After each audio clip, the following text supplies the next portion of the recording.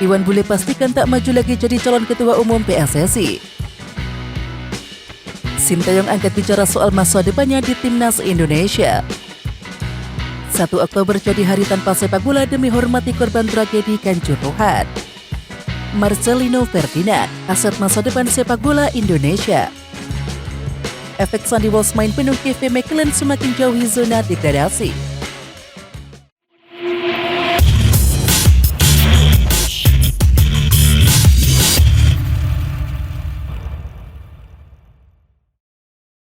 Ketua Umum PSSI Muhammad Iryawan alias Iwan Bule menyatakan tidak akan menjadi salah satu pengurus Federasi Sepak Bola Indonesia setelah masa jabatannya berakhir. Hal itu dipastikan karena dia tidak akan maju kembali dalam pemilihan Ketua Umum PSSI periode 2023-2027. Setelah saya melakukan istikharah, saya merasa pengabdian saya pada PSSI sudah cukup maksimal. Tenaga, pikiran, waktu bahkan materi saya dedikasikan untuk sepak bola Indonesia. Akhirnya saya memutuskan bahwa saya tidak akan maju lagi dalam pencalonan sebagai Ketua Umum PSSI pada KLB mendatang, kata Iwan Bule dalam keterangan yang ditayangkan YouTube PSSI TV pada hari Minggu. Atas keputusan itu, Iryawan ingin mengucapkan terima kasih kepada semua pihak yang telah membantu dan mendukungnya sehingga ia bisa menuntaskan amanah sebagai Ketua Umum PSSI hingga akhir masa jabatannya. Usulan tanggal 1 Oktober menjadi hari libur bagi semua aktivitas sepak bola nasional disampaikan Muhammad Iryawan dalam pidatonya pada Kongres Biasa PSSI di Jakarta Minggu 15 Januari 2023. Sebagai respon dan keseriusan PSSI menanggapi tragedi Kanjuruhan untuk mengajak semua pihak agar setiap tanggal 1 Oktober menjadi hari libur sepak bola Indonesia. Mudah-mudahan semua yang hadir di sini menyepakatinya, ujar Iwan Bule.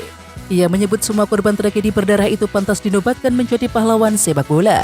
Menurut Iryawan, jika 1 Oktober disahkan menjadi hari libur sepak bola nasional, harapannya momen tersebut sekaligus menjadi pengingat agar kejadian serupa tidak terulang kembali. Muhammad Iryawan menegaskan tak ingin pertandingan sepak bola yang sejatinya merupakan sebuah hiburan berubah menjadi duka hingga menghilangkan nyawa. Ketua Umum PSSI Muhammad Iryawan berharap dan berpesan agar Ketua Umum PSSI periode 2023-2027 menjadikan insiden di Stadion Kanjuruhan sebagai pelajaran berharga. Lebih lanjut, Iryawan mengatakan seorang Ketua Umum PSSI harus berupaya melakukan yang terbaik untuk sepak bola nasional. Menurut Iwan Bule, sepak bola merupakan aset bangsa yang harus dijaga dan dirawat dengan maksimal. Iwan Bule pun meminta agar Ketua Umum PSSI yang baru agar selalu totalitas dalam bekerja. Ia juga meminta Ketua Umum PSSI yang baru untuk tidak pernah lelah memajukan dunia sepak bola tanah air. Sekretaris Jenderal PSSI Yunus Nusi menetapkan masing-masing 7 anggota Komite Pemilihan atau KP dan 4 anggota Komite Banding Pemilihan atau KBP pada Kongres Biasa 2023 di Jakarta Ahad 15 Januari 2023. Untuk anggota KP yaitu Amir Burhanuddin, Sudarmaji, Ismu Duruhito, M. Armisha Melatu Konsina, Aulia Arif, Pasca Sembiring, dan Aditya Yando. Sementara anggota KBP adalah Gusti Randa, Aven Hinelo, Yugo Saputra, dan Joko Tetuko, ujar Yunus Nusi usai kongres. Dengan demikian, Yunus Nusi melanjutkan, PSSI menyerahkan semua tahapan menuju Kongres Luar Biasa atau KLB pemilihan Ketua Umum, Wakil Ketua Umum, dan anggota Komite Eksekutif atau EXO PSSI 2023-2027 kepada KP dan KBP. Menpora RI Zainuddin Amali memberikan sambutan dalam Kongres Biasa PSSI di Hotel Sultan Jakarta Ahad 15 Januari 2023. Salah satu agenda utama dalam kongres tersebut adalah pembentukan Komite Pemilihan atau KP dan Komite Banding Pemilihan atau KBP. Zainuddin berpesan kepada siapapun yang akan melanjutkan tonggak kepengurusan PSSI agar bisa membawa sepak bola Indonesia ke arah yang lebih baik. Menurutnya, hubungan antara PSSI dan juga pemerintah yang sudah berjalan baik harus dipertahankan. Pak Presiden menyampaikan harapan untuk bersama-sama membangun sepak bola Indonesia, yang tentunya juga menjadi harapan kita semua sebagai masyarakat, jelas Zainuddin. Pemain naturalisasi timnas Indonesia Sandy Walsh main penuh selama 90 menit bersama klubnya Kevin McClellan. Sandy Walsh pun berhasil mengantarkan Kevin McClellan meraih kemenangan. Akan tetapi, ia tak berhasil menciptakan gol pada laga sengit ini. Meski begitu, kemenangan tim menjadi penting untuk Kevin McClellan itu sendiri. Pasalnya, posisinya kini semakin menjauh dari zona degradasi. Tenaga Sandy Walsh memang cukup dibutuhkan Kevin McClellan. Ia pun ditarik kembali oleh klub saat berada di timnas Indonesia untuk persiapan Piala AFF 2022. Memang Sandy Walsh cukup berkontribusi untuk tim mereka. Terakhir, ia berhasil mencetak gol di babak perempat final Piala Belgia 2022-2023 pada 11 Januari 2023.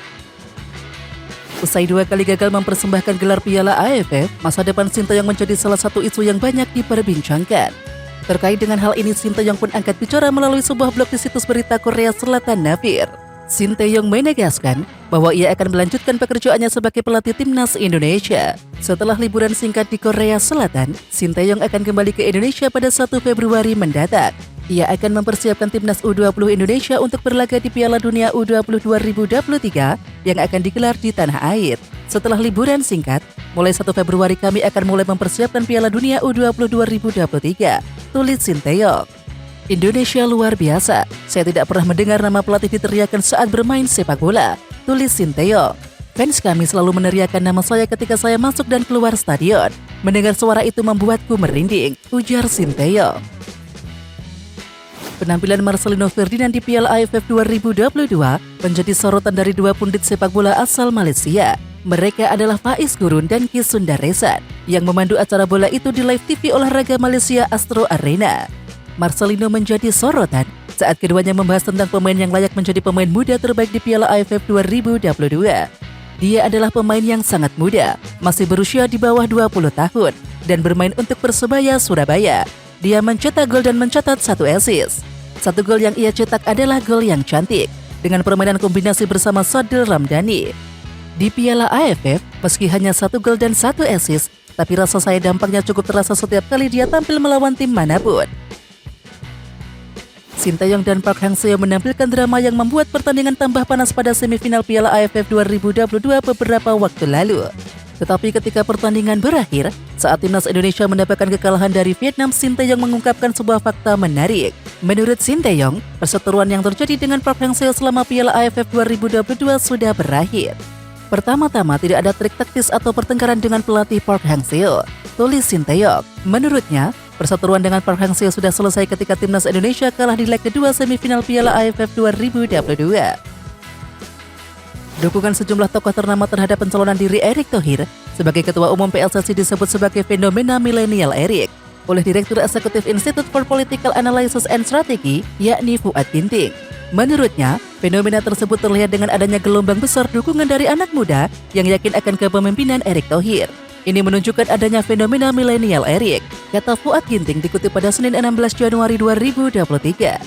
Lebih lanjut, Fuad mengatakan gelombang dukungan dari anak muda itu datang lantaran track record Erick Thohir yang dinilai mumpuni. Hal itu pun menunjukkan Erick Thohir dipercaya oleh generasi milenial dan juga Gen Z untuk memperbaiki dunia persepak bolaan nasional. Oke Timnas Lovers, siapa kita? Kita Indonesia. Ayo kita dukung terus sepak bola tanah air Indonesia. Jangan lupa dukung terus Garuda Raya Channel dengan subscribe, like, dan komen karena saran dan kritik kalian sangat bermanfaat untuk perkembangan channel ini. Tungguin video selanjutnya dari Garuda Raya Channel. Salam olahraga.